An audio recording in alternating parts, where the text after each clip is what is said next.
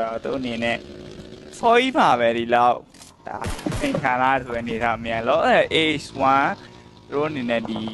MFG ဘက်ကိုတွားပြီးတော့ပဲဟုတ်တယ် အနေထားကိုဆက်ဆောင်ကြည့်မယ်ဆိုတဲ့အနေထားပေါ့နော်အဲ့တော့ဒီတရားပတ်လည်မှာပဲဒီတင်း大几个八几哟，